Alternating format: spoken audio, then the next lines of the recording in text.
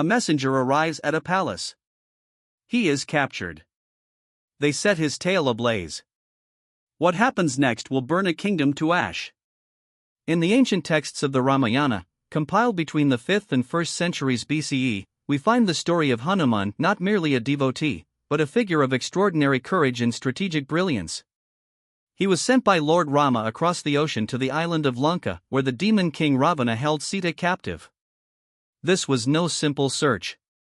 This was an act of reconnaissance, a mission into enemy territory where discovery meant death. Hanuman succeeded where others would have failed.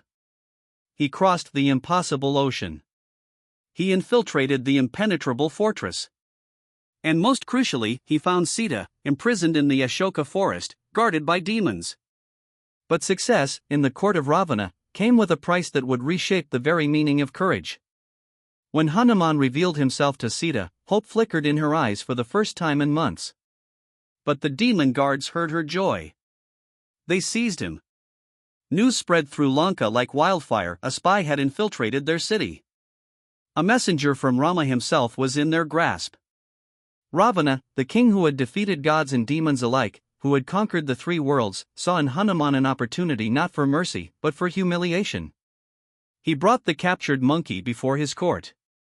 Around him sat thousands of demons, warriors who had never known defeat. Ravana's voice was cold, measured, certain of his power. He knew that harming Hanuman would send a message to Rama, a message written in pain, in defiance, in the certainty that Ravana's kingdom was untouchable. But Ravana made a calculation error that would cost him everything. He underestimated not Hanuman's strength, but his will. He did not understand that some warriors are defined not by their chains, but by what they choose to do when those chains are loosened. The demons bound Hanuman with chains forged from the moment of creation itself, chains that could hold even the immortals.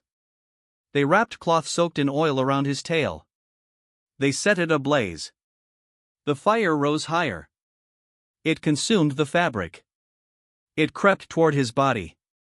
And in that moment of agony, something shifted within Hanuman. He had come as a messenger. He had brought news of Rama. He had fulfilled his duty. But now, in this moment of degradation, as the flames licked at his flesh, he made a choice. He would no longer carry a message. He would become the message itself. With a will that transcended physical pain, Hanuman compressed his body, made himself small, and slipped free from the chains.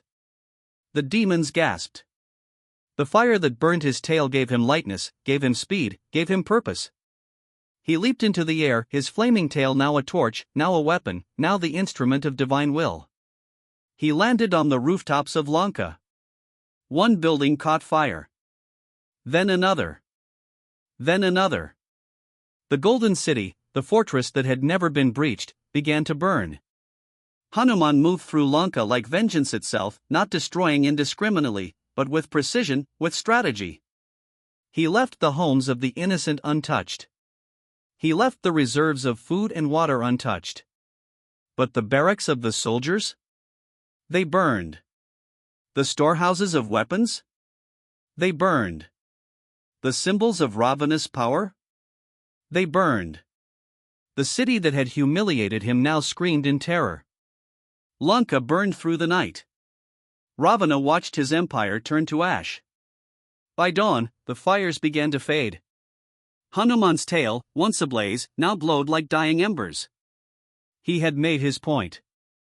He had transformed from captive to liberator in a single night. And here is what made Hanuman's act truly extraordinary: he did not kill Ravana. He did not attempt to rescue Sita that very moment. He understood something deeper about warfare, about power, about the psychology of kingdoms.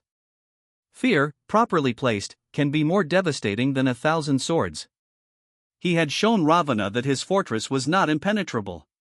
He had shown the demon king that pride comes before destruction. He had shown the people of Lanka that even their great king was vulnerable.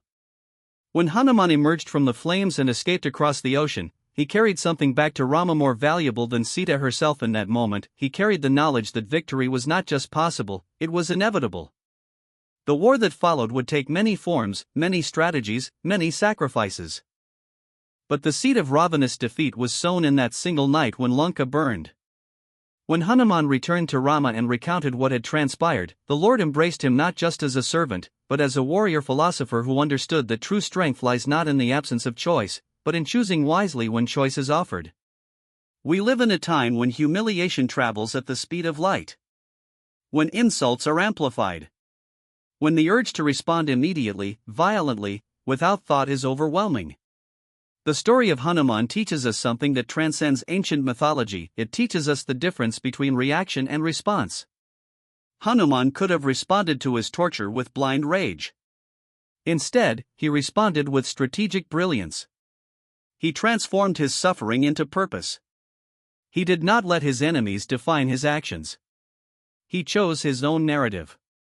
In modern India, in modern Bharat, as we navigate a world of competing powers and competing narratives, this lesson becomes profound. Strength is not about how loudly you speak. Strength is about understanding the moment, reading the situation, and acting with precision and purpose. When Hanuman's tail burned, he had a choice: to suffer or to act. He chose to act. Not recklessly. Not out of emotion. But with a clarity that turned a moment of weakness into a moment of triumph. This is the teaching that echoes across 25 centuries. This is why civilizations remember Hanuman not as a victim of torture, but as the architect of his own destiny.